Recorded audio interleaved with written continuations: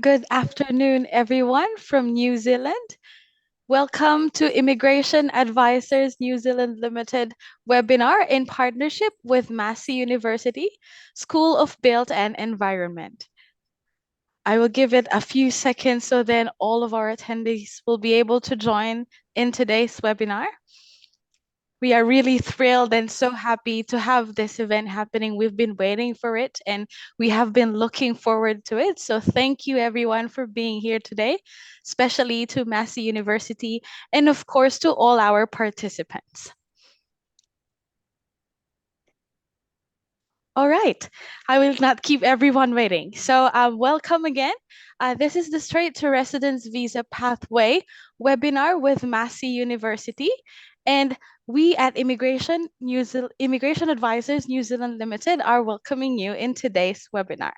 So without further ado, of course, let us start with introducing each and everyone. I will start with introducing myself. My name is Lei Hao. I am the Manager Client Relationship of Immigration Advisor New Zealand Limited, and today I will be hosting the webinar. Of course, after introducing me, I would have to introduce, of course, our company. Who are we? So we are based in Auckland, New Zealand. So we are in the CBD. This building over here in the photo is where our office is. So we are located in the sixth floor. And of course, we are an immigration advisors company with 4 licensed immigration advisors. We have handled clients from over 30 countries, and we have a support staff of over 6 different nationalities, which means we are actually or might be possible to speaking your language. So we are that company wherein you are free to speak to because there are higher chances that one of us is speaking your language. Of course, we have been also in the immigration industry for more than 20 plus years. We are locally present in India, Sri Lanka, Nepal, Philippines, and the Middle East. And another trivia about Immigration Advisors New Zealand Limited is that we are one of the most reviewed licensed immigration advisor here in New Zealand. All right, proceeding to the next one. Our speakers for today's webinar. Let me start with, of course, none other than Ms. Vandana Rai. She is our senior licensed immigration advisor here in Immigration Advisors New Zealand Limited. Vandana, would you please say hi to our attendees today? Thank you, Leah. Yeah, hi everyone. Thank you for joining. I welcome you to this webinar, and we will try and give you as much clarification as possible on the New Zealand's straight to residence visa pathway and how Massey University's School of Built Environment, their courses of Bachelor of Construction, Master of Construction, can lead to occupations which are on the green list and which can lead to straight to residence visa pathway. So thank you so much for joining. Hopefully by the end of this webinar, you would have clarification on the pathway, how it impacts the family's visas. Can the family come along? Are you wanting to relocate? If yes, what are the post-study pathways? So hopefully we'll try and answer all those questions. Thank you for joining. Thank you so much, Vandana, for greeting our attendees. And of course, our next speakers I will start with none other than Dr. Nasim Amir Ali, Associate Professor of School of Built Environment of Massey University. And we will also be having Dr. Chandana Sirawadana, Senior Lecturer in Built Environment. And of course, we will also have one special participation from their current student, which is Mr. Anurag Basanaike. He is a senior quantity surveyor, and of course, he will share with us the learner's perspective in today's webinar. So before I hand it over to you, Dr. Nasim, just a few reminders to our attendees. So please don't forget to write your question in the Q&A box, because later in the Q&A portion, one by one, we will try to answer all of your questions. So please don't put the question in the chat box, but put it instead in the Q&A box. All right. Okay, so without further ado, I will be handing it over to you, Dr. Nasim. You can start sharing your screen, please.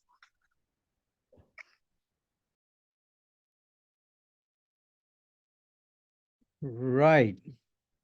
Good afternoon, good morning, good evening, whichever part of the world you are from. I understand that we've got people from all over the world. So here now in New Zealand, it's 5 o'clock in the evening, just after 5. Anyway, my name is Nasim. Just now, Reno wasn't introduced. His full name is Dr. Rugerio Lavreglio. He's from, guess where from? Reno, do you want to say one or two words so they can guess where you're from? Yeah, you can try to guess where I'm from. We are really famous for doing this to everyone. They actually said that I talk too much with my hands, and we exported pizza all around the world. I think the minute you say pizza, everyone knows. Not the Leaning Tower of Pisa, but pizza, yeah? Okay, the Yeah. feeding one. Yeah, okay. Reno is Italian. He's got a good sense of humor. Anyway, let's carry on.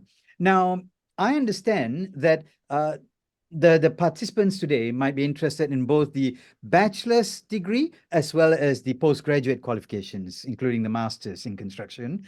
So I'll try and cover both. Earlier, the assumption was that it'll be focused on the master's, so I'll cover both. So anyway, School of Built Environment, the qualifications that we've got range from the Bachelor of Construction in Quantity Surveying or Construction Management. So those are the two specializations at undergraduate level. At postgraduate level, we've got the postgraduate diploma in construction and the Master of Construction. Now, we've got 5 specializations: quantity surveying, construction project management, construction law, digital built environment, of which Reno is one of our champions of that, and sustainable built environment. We've also got diploma in facilities management, the graduate certificate in science and technology in lighting, and of course, PhD in construction. Now, this picture here that you'll see is a whole bunch of about 900 agents who attended, and we actually thought it was quite fun. So we'll try and keep this as fun as possible. Well, first point, the degrees that we offer are accredited by a number of international accreditation bodies, and we think that that's important. And amongst them are the Chartered Institute of Building. Chartered Institute of Building is the largest construction management body in the world. And then there's RICS, the largest property professional body in the world. And then on a national status, New Zealand Institute of Quantity Surveyors is the national body governing quantity surveyors. And then we've got the Pacific Association of Quantity Surveyors, where a group of national bodies got together, and that includes New Zealand, Australia, Hong Kong, China, Malaysia, Japan, Indonesia, Singapore, Sri Lanka, Canada. Look, I can go on, but anyway, you get the gist, right? There's a lot of countries that belong to the Pacific Association of Quantity Surveyors. Nasim, why should I care? Oh, I think you should care because I never heard about accreditation. Okay, well, the answer is this.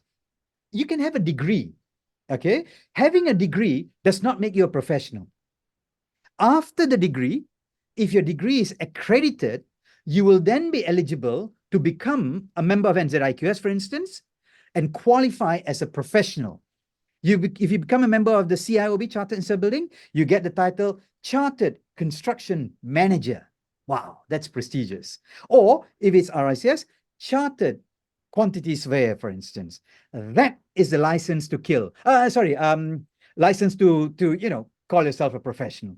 A degree is a degree, but getting those professional accreditation gives you that license to practice, or rather that recognition anywhere in the world.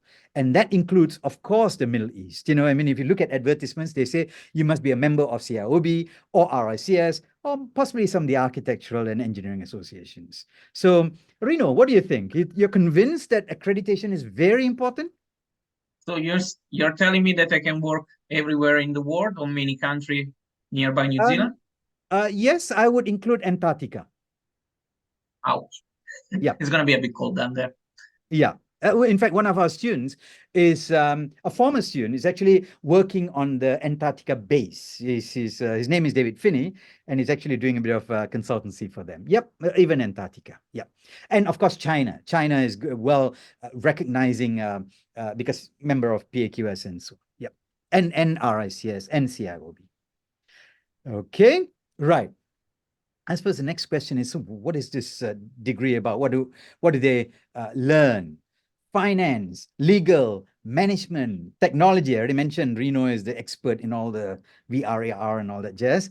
Health safety, quality control, logistics and time and programming. And of course, the trendy thing these days is to look at the environment, sustainable practices. So in other words, we cover everything, and the money part, legal, and so on. But if we were to put it in a little nutshell, just so that you remember what it is that students actually learn, just 4 things. So because there's too many lists just now, so just 4 things to remember. The professional quantity surveyor and construction manager covers TLCM. What is TLCM? They cover technology, and they would be technology experts. They know about construction. Second, any building, any construction project, you need to have a contract, and you have to understand. You could be negligent, for instance. Every building project or infrastructure, highway, dams, and so on will have to have a contract. So the quantity surveyor and the construction managers will understand the legal aspects. So they are the legal experts in the construction industry. The C, the third one. So TLC. C is they're the cost experts. The quantity surveyors work out how much is going to cost. Generally, people think that money is very important and budget is very important because there's no unlimited money. So yeah, they work out the cost of construction. So technology, the legal part of it, and the cost side. And the project management part of it is done by the construction managers. Somebody needs to put up the building and somebody needs to manage the process. The answer is the construction manager is the one who is an expert in managing the construction process.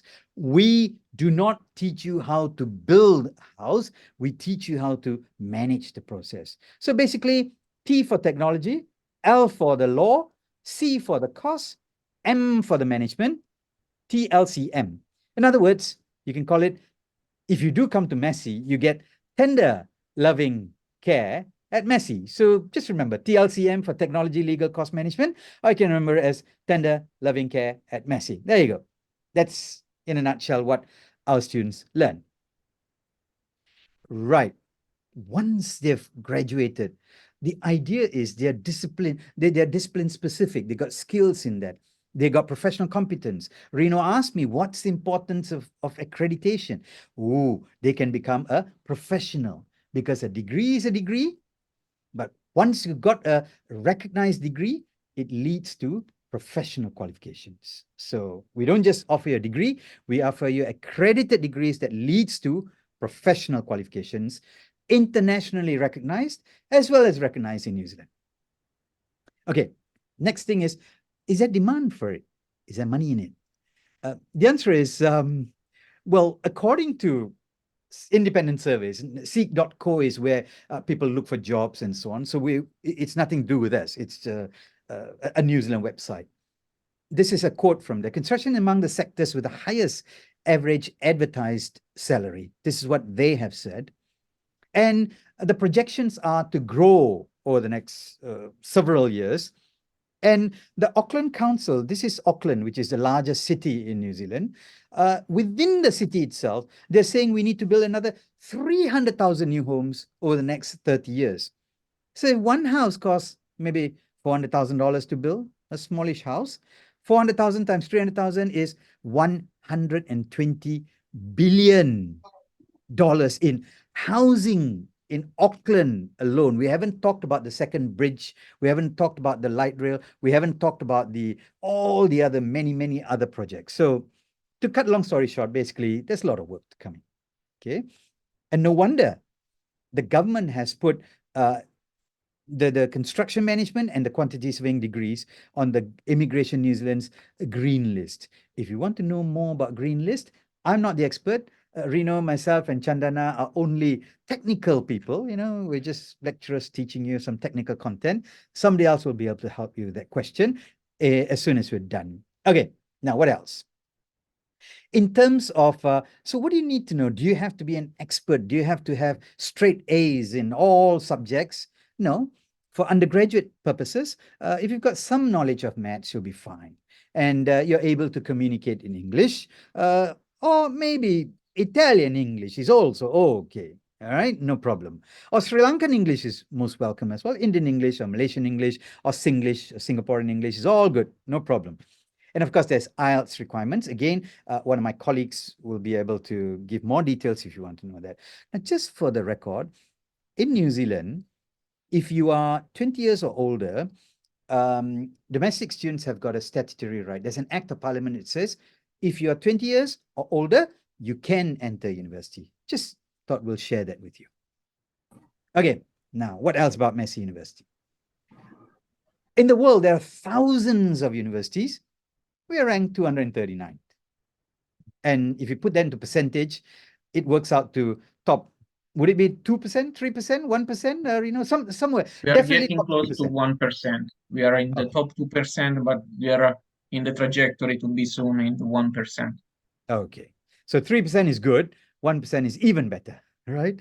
So, I mean, this is in the world. So that's all good. And on the sustainability front, we're 81st in the world. And our school specifically is top 200 in the built environment. Reno? Yes. Yeah. And this is a topic that just linked to what we do in our school. And the cool thing is, no matter we don't have an architectural school in our school, because our school is mainly about construction, we manage also to surpass other universities in New Zealand that even have an architectural school. That shows that all strong muscles we have ourselves in terms of delivering construction research and teaching. Right. In other words, in English, sorry, that wasn't Italian, that was English. But in plain English, right, the built environment includes architecture, often includes civil engineering and construction and quantity surveying and so on. Other universities do have architecture. Ours, even without architecture, we're already top 200 in the world. So that's a good thing. Okay. And just to clarify, our programs are such that we've got a mandatory 600 hours of industry experience, which is integrated as part of the degree. So you must do 2 lots of 300 plus another 300, total 600 hours of industry experience, internship, cadetship, and so on. And we do have some industry players who give, who look after you during the 600 hours, and they pay you money as well for doing that work, which is great. Nassim, And can you tell us more regarding the other slides? How important is to have a Kiwi working experience in New Zealand? Okay, right. In New Zealand, generally, universities produce graduates, but given that the 600 hours is actually industry experience, a typical New Zealand employer, Kiwi is actually New Zealand, right? A New Zealand employer tends to prefer people who have got some New Zealand experience. So this is an opportunity for you to get that New Zealand experience so that when you graduate and you're looking for a job, they'll say, oh, you've done 600 hours. That's pretty good. Okay, so they'll be more likely to be keen to employ you. Yeah.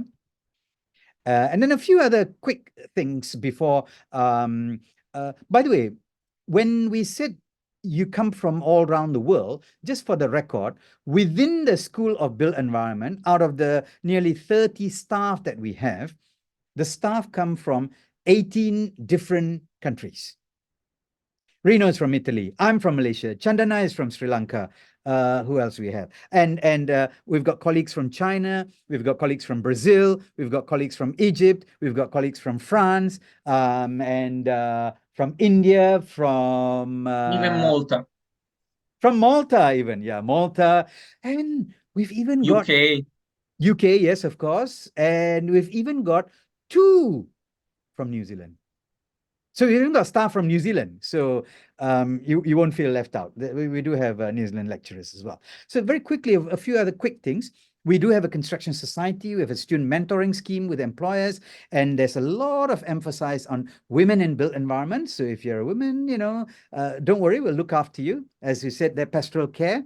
And and there's regular sort of industry networking event that we organize. Okay, now next, why the Albany campus? You can actually click on these links, and we'll share it with you, the slides and so on.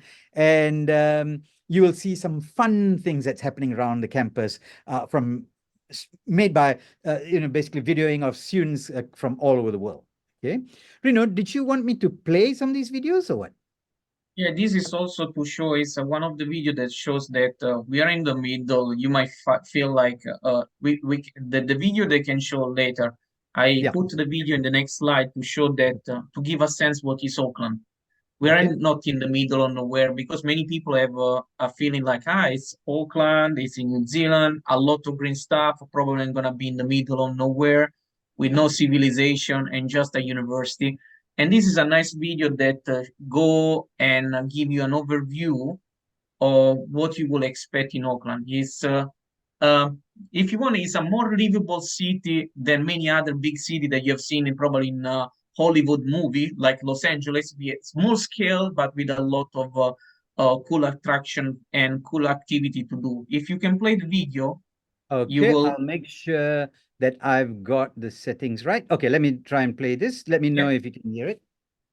So you will see that in Auckland, which is the biggest city in New Zealand, Can you you have hear it, so Rino? many other things. There is nothing. There is just audio that is not relevant in this video, but you will see that you will see that we are in a very good cosmopolitan place, which is not good just for the fact that you can meet people from all the other parts of the world, but also from a food perspective. I'm a really foodie person.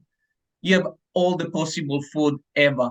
In terms of shopping, I'm living in front of a Chinese shop because my wife is Chinese, so we have all the ingredients for our meals.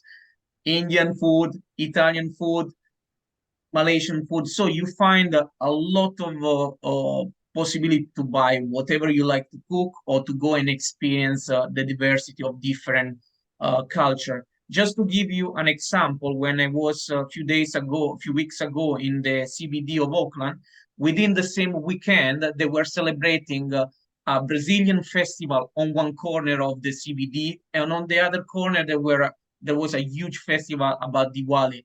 So there is a lot of things that within the same day you might end up getting experience of different culture from all around the world just walking in the CBD of Auckland. And the good thing is that we are really close to the CBD. We are connected with really good bus service. That means that we have free car parking. That's a nightmare that probably many of our friends in the CBD are experiencing. You need to go to the CBD. It's so problematic to get there. Congestion. Where should I park? How much money? Instead, we are in the beautiful North Shore in Albany, and the car park for all our students and staff is free. Right.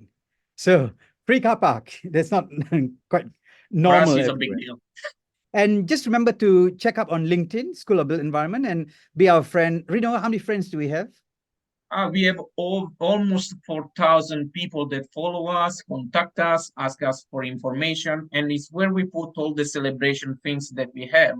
We have a lot of things happening. I'm the one of the people behind that page, and sometimes it's really difficult to keep up with all the success of our students, the success of our staff, and there is so many good stories. Sometimes it's so overwhelming to tell us about all the beautiful things that are happening here. So you can find a lot about our teaching, about our research. We post all the cool things that we are doing over here. Okay, I'm going to, yeah, I'll leave this. Maybe it's time to have some questions. Now, let's deal with the questions, and then it would be very useful to know from the participants what their background is. For instance, I was told that some of them are working in the Middle East. I'm happy to sort of run through what it is that you will learn if you were to do a master's or a bachelor's or whatever. So, any questions? Can we pass it back to, oh, I see there's a lot of chat functions where the green list has been identified. Okay, brilliant. So whilst I was talking, okay, a lot of things have been happening in the background. Okay, great. Over to our moderator to check on any questions that anyone might have and allow them to ask questions. Orally is good. All right. Thank you so much, Dr. Naseem and Dr. Ruchi. How do I pronounce your name? Just Reno, just Reno. Just Rita. Okay, to make Even my things mother easy. can't pronounce my name any longer. And there's also Chandana, right? Yes, And also Dr. Anurag, Chandana. who is in his car. Yes, yeah. So thank you so much once again, Dr. Naseem, for sharing a lot of information about Massey University School of Built Environment. So before we actually proceed to the Q&A portion, we will not miss this opportunity to ask from the learner's perspective. So we have here your student who is Anura Masanaike. So, Mr. Hi. Anura, yeah, hello. Hi. Yeah, so thank you for joining us in today's webinar and just a quick sharing of, from a learner's perspective. So, if you could share to our attendees how it is like to be an international student at Massey University. Thank you. Yeah, thank you, Neha, that invited me as a student representative to this webinar. Could I say that we as a professional practice in quite long time in Gulf myself came here as an interroute to the New Zealand to practice my construction profession. I'm a quantity surveyor. And what I can see that Massey University, why did I select that? It's one of the best university for the construction perspective. And main thing why I selected the quantity surveying part, because it is in the green list. I think those informations can be shared with the immigration people. And the other thing, when I came to the university, what I realized, almost all the lecturers having a much good industrial experience, because when we are discussing our facts and the points that we realize that they have been worked for a quite long time in the industry. That is the best thing. And the Massey University is full of resources and library facilities, especially if you want to enhance your knowledge. I would say simple example that you can borrow 75 books at one go from the university. There's some very resources. And not only that, the online facilities, and you can access to almost all the research papers all over the world. Those facilities have been provided. And if there is any specific questions, we can answer that. My experience in the New Zealand is very good, but you may not able to continue the luxury life which we expend in Gulf, because yes, my motto is that you have to ready to be being uncomfortable to be comfortable. That is the thing. You can be comfortable in future, but spending some time to enhance your studies and get the required essential qualifications to the industry. That is what I can initially say. That if there is any other questions, we can answer according to that. Thank you. Thank you, Mr. Anura. So just wanting to ask also, like, how is it like when you were processing your visa to coming here and become an international student? Um, would you like to share that part of the journey as well? See, what can I say that I decided to come out of the comfortable life in Oman and served there 17 years. See that we are attempting in the last Trump, like in our life, that went to my for the go to another country. That at that point, I haven't had a chance to take a risk. That's why I selected this license immigration, because New Zealand is not an easy country to enter. There are a lot of paperwork, a lot of checklists, and a lot of things are there us to manage. If you slip a point, but it will be a no chance you to get it again. That is why that I selected license and experience immigration service to get my chance that without any hassle. I came into New Zealand and my family also joined with me. And it's a good country for our kids, because that is marvelous facilities are there for the kids. And that's what I selected the immigration consultant to not to take a risk, basically. Yeah. Thank you. Thank you so much, Anura, and thank you for trusting us and to be your partner in this journey. We're really privileged to be assisting professional students, like professional people, to come here and share your expertise in New Zealand. So thank you so much for that. So I guess Dr. Naseem, Vandana, and everyone, let's not keep everyone waiting. This is their most awaited part, which is the Q&A portion. So once again, to all our attendees, please type in your questions at the Q&A box.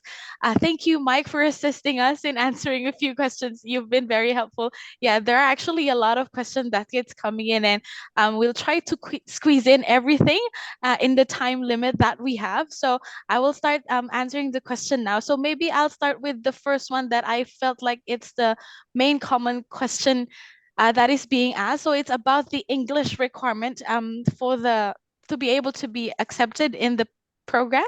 Dr. Naseem or Mike, the English requirement, please. The passing score for the English requirement. Yeah. I'm happy to cover this one, Dr. Naseem, if you don't mind. Yeah. So for a master's degree at Massey, you're looking at IELTS 6.5 overall or PTE 58 overall.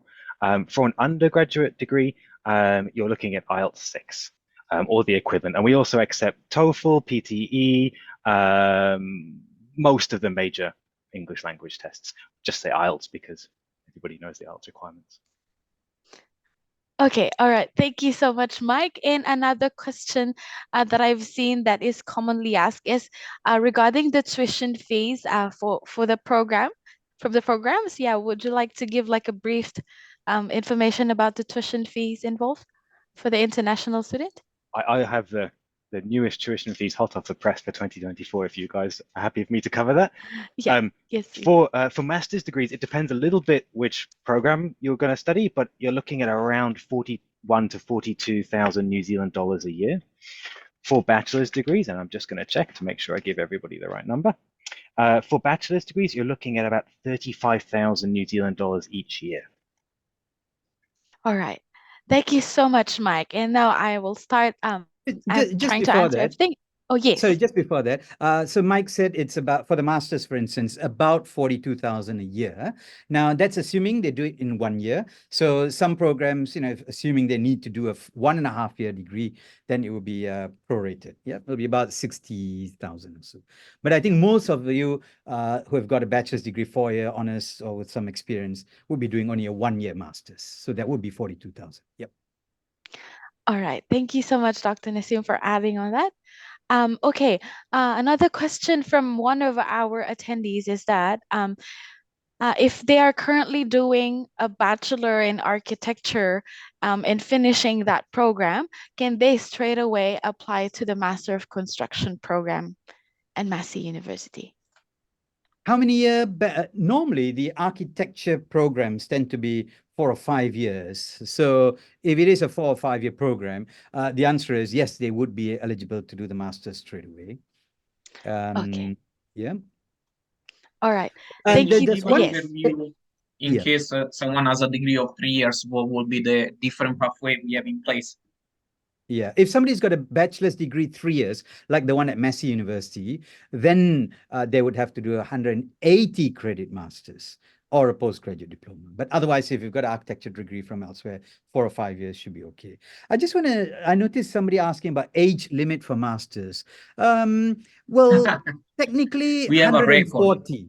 No, 140, because human beings can technically live up to 140. So I would 140. suggest that the age limit will be 140. And one of our master students was 83 when she started the master's. Exactly.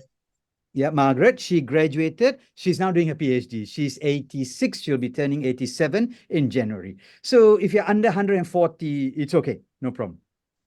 This is actually one of the most common questions I get asked. New Zealand doesn't have age limits for study. We will also take students who are under 18 on a case-by-case basis. We are very, very equal. We are not discriminatory or ageist or any way. I met an undergrad student that is 16 and is doing already his university degree in computer science and mathematics. We have also Sheldons here from the the Big Bang Theory. You can find this kind of super geeks in our university, or really mature students like our Margaret that now is doing a PhD. Yeah. In fact, Reno was teaching her the research methods paper, I think, were you, of course? Yep. Yeah. Yeah, she was really good. She can use Zoom. She can use everything now. Very good. Yeah. All right. Thank you. Thank you so much, Dr. Nasim. I will, Yeah, Leah, I would Vandana? just like Yeah. to add something here. Yeah, I was So, about to call you. Yes, Uh, please. So, despite the university having no age limit for the course, even immigration having no age limit, so we've had students even 80s in their 80s getting student visas approved for New Zealand. So definitely that's not one of the concern, but the attendees should be aware of that if they are wanting to study because they want a pathway leading to residence, then 55 years is the age that they can apply for their residence visa. So till the time they turn their 56th birthday, they can submit the residence application. So if that is one of your further intent to apply for a residence visa, just be aware of that age. Otherwise, that's all okay.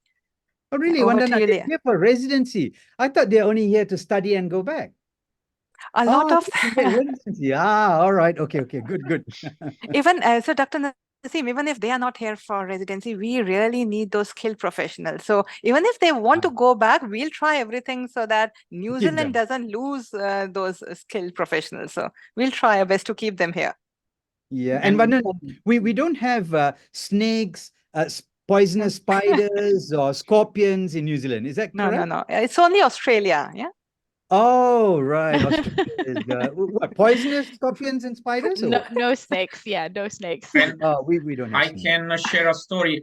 Last week we had an international conference in the campus, and I was showing some colleagues from South Africa that we have a bush right in front of our campus, on one side of our campus, and I was telling them, if you feel stressed, you can always go and walk in the bush. And they were telling me, is it dangerous? Are there snakes, spiders? Like, no, just human can kill you in this country. Thank you so much for sharing that, Dr. Rita. So, okay, I'll proceed to the next question, please. Okay, most common question again is about the scholarships. Mike or Mia, Okay, that's maybe, I yeah? can handle scholarships. Yes. That's it's a very good question, right?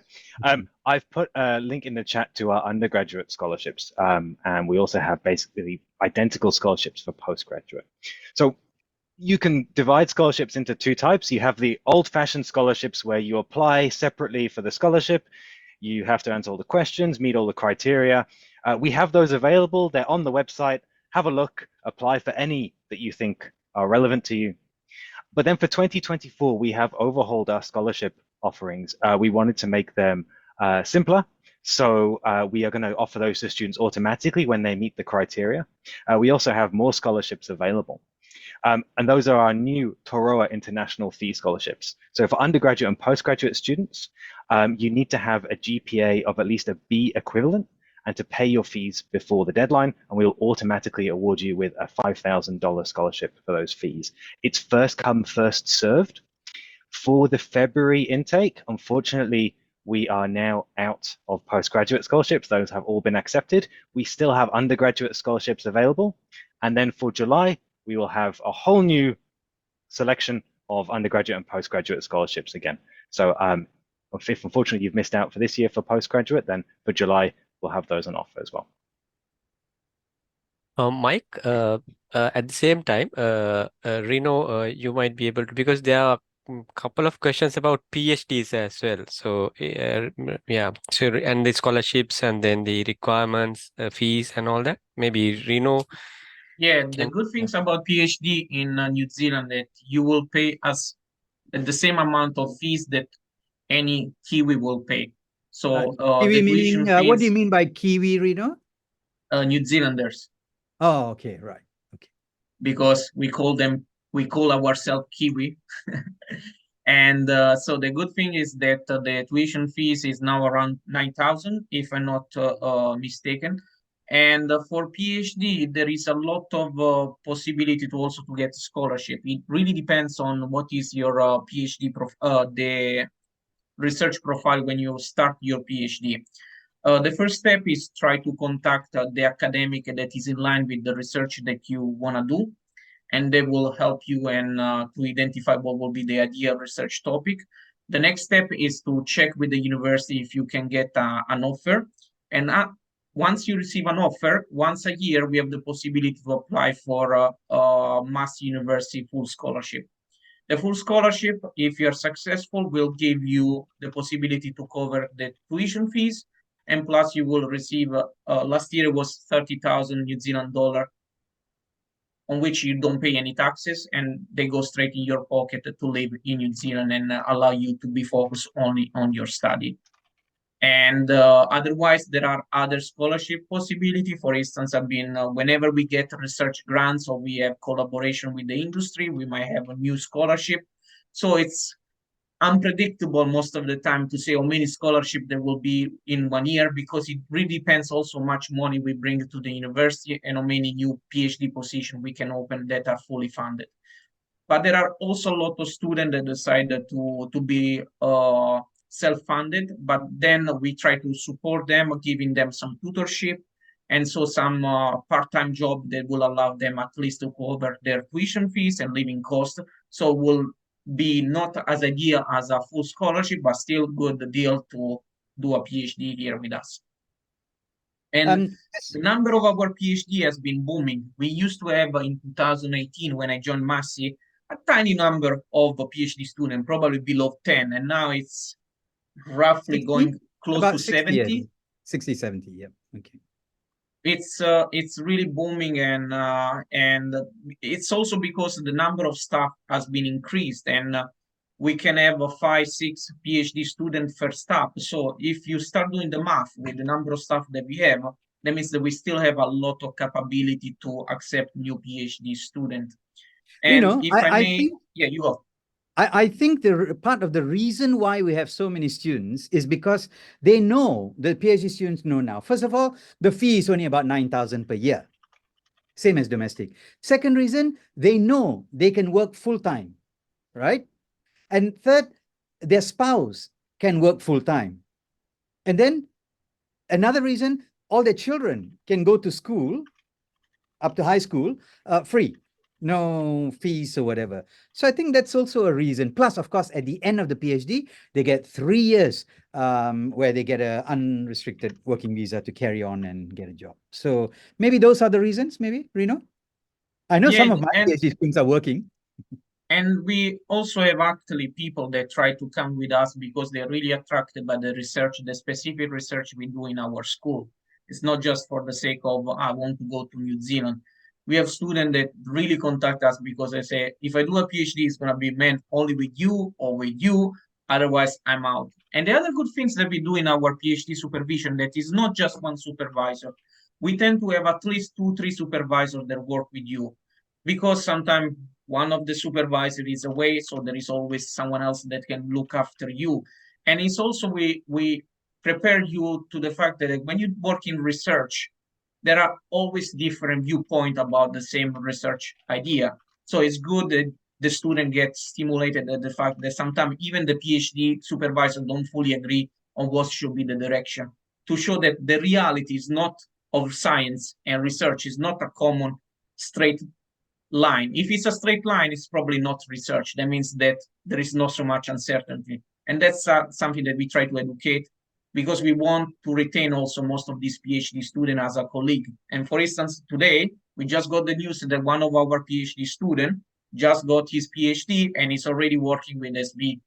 And it's going to be from next year 100% with us. And we have many other examples I have to jump in for a sec here, guys, because I know that the two of you will quite happily keep on talking. Yeah, sorry.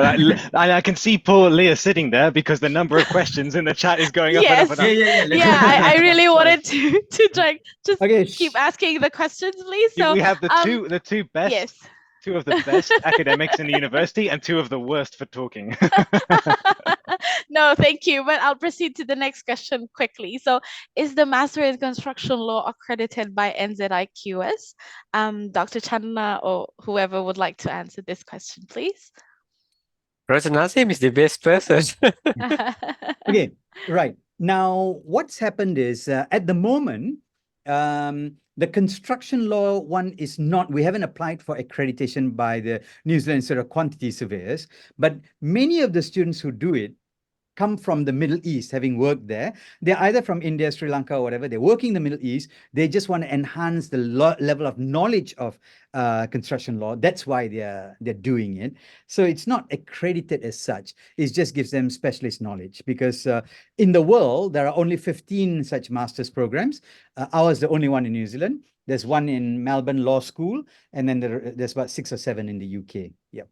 So it's a specialist area. You get good skills, but it's not for quantity surveyors as such. All right. Okay, our next question.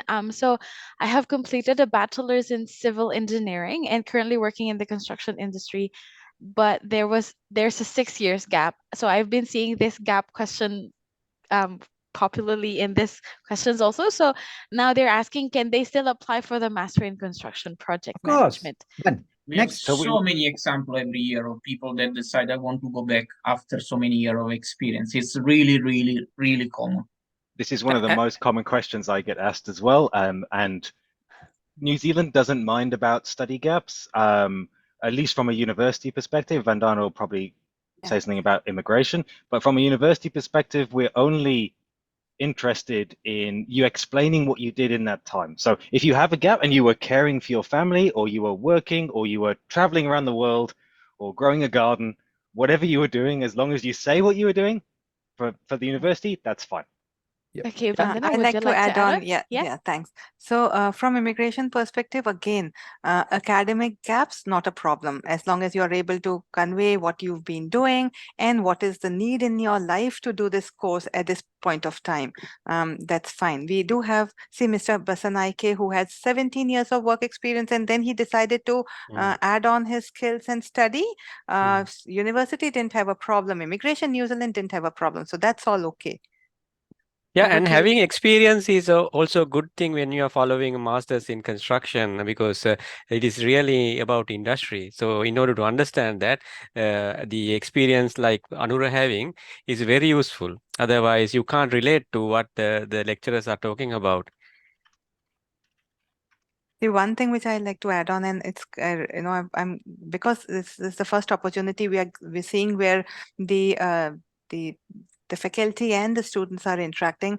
Students are really impressed, and this is based on Basanaike's feedback. When the staff and the faculty have got industry experience, their teaching becomes more practical, and that's what I could get. And similarly, from the teacher's perspective, if the students have industry perspective, it really takes the teaching learning to a different level, and I can see that from our conversations today. So Now, really hey, glad. Himanshu, would you be able to unmute 2 of the participants, because they are also current students who worked in the Middle East, and one is from Sri Lanka, one's from India. Their names are Amila and the other is Shivanand Dasari.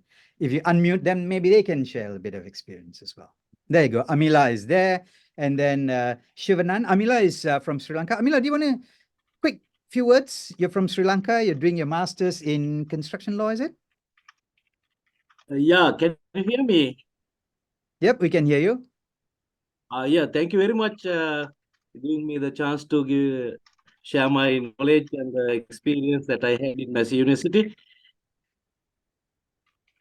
Actually, when I come to university, before coming, I was just like isolated. Once I come to the university, I came to know that it's one community having a great experience. Professor Nasir gave a big support for us, having the things what's called merged together with the current industry. So this is just a small brief. Okay. And Amila, are you working at the moment? Actually, I'm doing some other works. In the meantime, I joined here. Okay. So he's working part-time as well anyway. Okay, good stuff.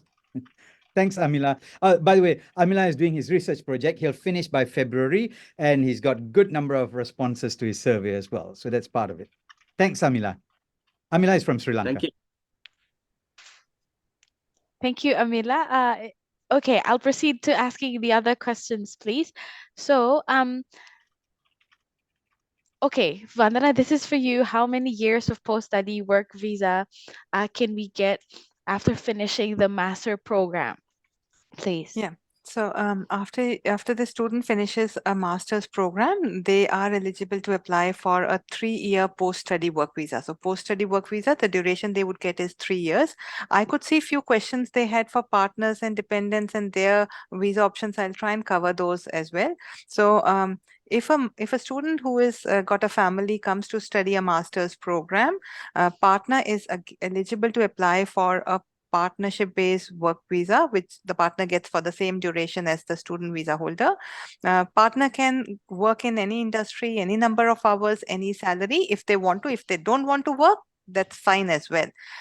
And dependent children can study for free. They could be on domestic fee-paying student visa till the time they study year 13 here in New Zealand. So a huge benefit. So when the students finish their masters and they come on 3-year post-study work visa, again, the partner is eligible to apply for 3 years of post-study work, 3 years of partnership-based work visa, and the kids can again continue to study for free on domestic fee-paying student visa. So relocation just becomes a bit easier when you know there is a pathway for the student, for the partner, and the family as a whole. So yeah, over to you, Leah. Okay, thank you so much, Vandana. I'll quickly proceed to the next question.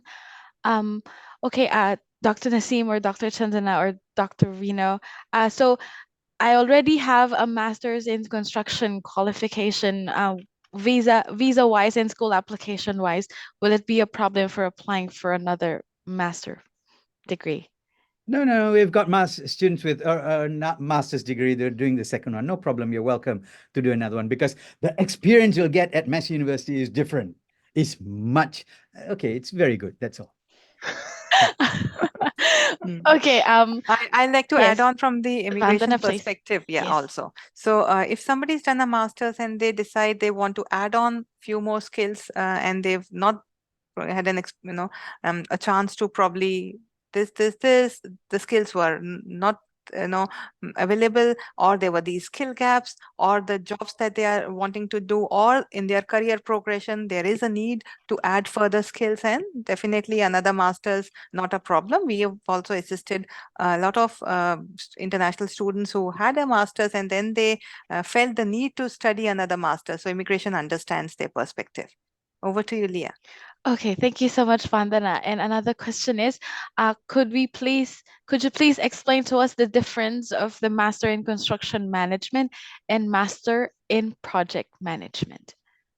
Okay, just to clarify, we have a master's, right? It's called Master of Construction. So it's only one master. It's called Master of Construction. And you can have 5 specializations. So it's called Master of Construction, bracket, Construction Project Management, or Quantity Surveying, or Construction Law, or Digital Built Environment, or Sustainable Built Environment. So the degree is called Master of Construction. Generically, you can specialize in Construction Project Management or any of the other specializations. All right, thank you so much, Dr. Naseem. And this question is for you, Vandana, I suppose. Can you please briefly explain the residence pathway after completing the master degree program? Okay, so after completing the master's degree and even bachelor's, I'll try and cover that as well. So there are 2 pathways which are going towards the resident path, and the students can then decide whichever is taking them the fastest.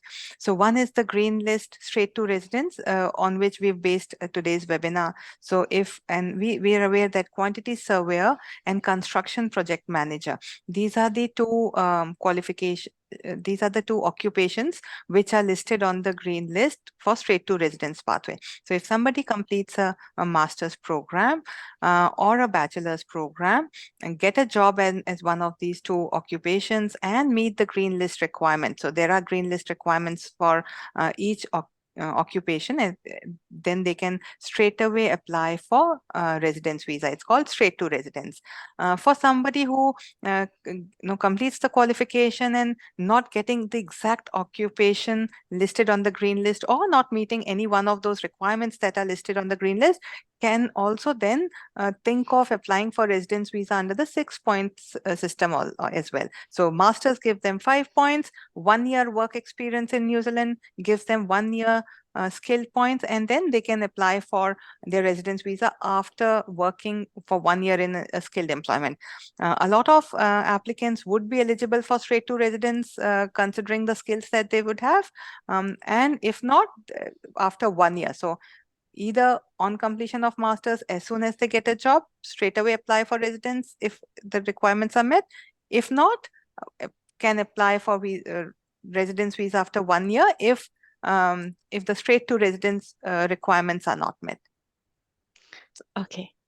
Right. Thank you so much, Vandana. And just a reminder to all of our participants, please don't hesitate to email us at contact@nzimmigration.info, because we're quite running out of time and I can still see a lot of questions in the Q&A box, but we're trying our best to answer them all. But if you really want to get your questions answered, please don't hesitate to email us and we'll definitely get in touch. Okay, proceeding to the next one. Dr. Naseem or anyone from the team. So how is the teaching style, what is the teaching style used in the master program? If you could please quickly just answer that. Thank you. Okay. Reno style is different from Chandana style and it's different from my style. Reno style is Italian style, very fun, with a lot of humor. And Chandana is very strict. You must come to class on time, and you, no, I'm kidding. Chandana is a very systematic person. He teaches research methods, for instance, which is very structured and so on, and he's very disciplined. And I'm in between Reno and Chandana. Okay, thank you so much, Doctor. But I teach Yes. law, you see. So I Massey, teach law. So we it's a can bit tell more about the boring. block course mode that we teach our master. Oh, okay. Very important. Leo, Very, one thing, whatever the style, I think Anura can confirm what I'm saying. Almost all the lecturers at School of Built Environment are very friendly and approachable. I know in some schools, some universities, you can't even meet professors, but here at the School of Built Environment, you can go and talk with them and then discuss your matters and everything. We have my a lot door of is open. Do Chandana's door you is open. agree, Anura? Yes, exactly, Dr. Chandana, that I forgotten to mention that one, because it's a very friendly environment that I felt that this is like my brothers and fathers, like sometimes, especially Dr. Nazim, when we struggle something and whatever the personal approaches, even that we can discuss everything, because we are isolated here, because we are parachute here, the New Zealand, new place and new culture and these things. University that they gave a full, what can I say, that friendly environment us to study, and our homesick and all those things goes, that whatever the problem which you are having, study matters or financial matters or find a job, even that Dr. Nazim, I know that he has a lot of networks, and a lot of our students got the part-time opportunities, even a lecturing jobs, that the Amila that which we spoke to you earlier, he got the opportunity to work as a lecturer. I also got the opportunity through him, but unfortunately, unfortunately, I got the job in contract surveying itself. Then I grabbed that opportunity. Otherwise, these people are very friendly and very helpful. And I cannot imagine it. Actually, we were very afraid to come down here in a new place, but I felt very, very comfortable here. Okay, just in case you think Anura has been, planted here to say nice things, I think we have to be fair. Can we unmute Shivanan and Sheikh, two other students, to hear from them? Maybe they might say something else. I think Anura may be a bit biased. That's why we got him there, see? So can someone unmute Shivanan or Sheikh? They're also doing the masters, and they worked in Middle East before. Yeah. Okay, yes, please. Shivana, yeah. Didn't you take Anura out for dinner and give him an envelope with lots of money in last night? No, I voluntarily came and I wanted to give a correct message to the student, because that I know that the feelings which I had when I take the decision, but that when I came to honor that, because a lot of people are there in the professional who are willing to come down to the New Zealand, and they have hesitations to do that because I have had the same. But I voluntarily came to this process because I do want to give that correct message to the other colleagues over there in all over the world, including Sri Lanka, Middle East, wherever they are. Now, Sheikh is online. I think earlier Shiv was. Maybe we'll let Sheikh first because he's got same hairstyle as me. Hello. Hello, Oh, everyone. hi, Sheikh. Thank you for joining us today. Would you Thank you like so to share your perspective as a student? Definitely, of course. And it's my pleasure to be part of the team. And I'm very happy that I have joined Massey University, even though I had a lot of offers, which is from the different university. But I selected Massey after my background search and everything. I thank to all the professors, my whole School of Built Environment team, as well as my wonderful classmates. And even though we're carrying an experience from the Middle East, but learning here it's totally a new and very interesting.